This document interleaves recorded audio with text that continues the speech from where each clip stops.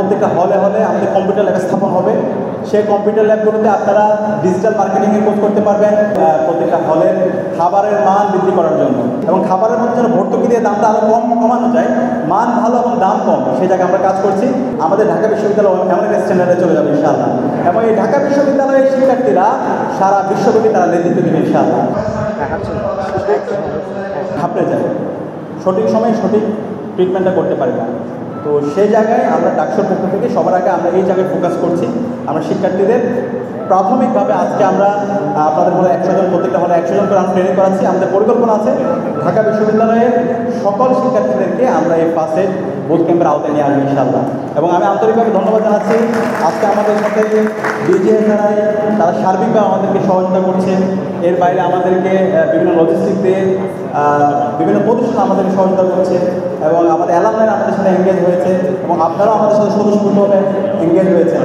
অনেকগুলো প্রতিষ্ঠান মনে যে একসাথে কাজ করা যায়, সেই নমুনা আমরা দেখিয়েছি। আমাদের এই দেশে আমলাতান্ত্রিক জটিলতা এবং প্রতিষ্ঠানগুলো মধ্যে সমন্বয় হয় না, যে কারণে সব কাজগুলো আটকে থাকে। কিন্তু ডাকসু আমরা দায়িত্ব নেওয়ার পর থেকে আমরা দেখিয়েছি কীভাবে সকল প্রতিষ্ঠানগুলোর সাথে কোঅর্ডিনেশন করে কাজ করতে হয়, সেটা আমরা দেখিয়েছি।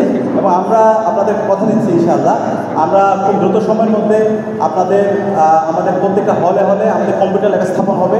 সেই কম্পিউটার ল্যাবগুলোতে আপনারা ডিজিটাল মার্কেটিংয়ের কোর্স করতে পারবেন, গ্রাফিক ডিজাইনের কোর্স করতে পারবেন, এআই এর কোর্স করতে পারবেন, যত ধরনের কোর্স আছে সেই কোর্সগুলো আমরা ব্যবস্থা করবো ইনশাআল্লাহ। এবং একই সাথে আমরা ইতিমধ্যে আমরা কাজ শুরু করেছি আমাদের প্রত্যেকটা হলের খাবারের মান বৃদ্ধি করার জন্য। আমাদের যেটা হয় হলের মধ্যে খাবারের যে অবস্থা, সেই খাবারকে আমাদের শরীরের অবস্থা দিনে দিনে খারাপের দিকে যায়, স্বাস্থ্যের অবনতি হয়।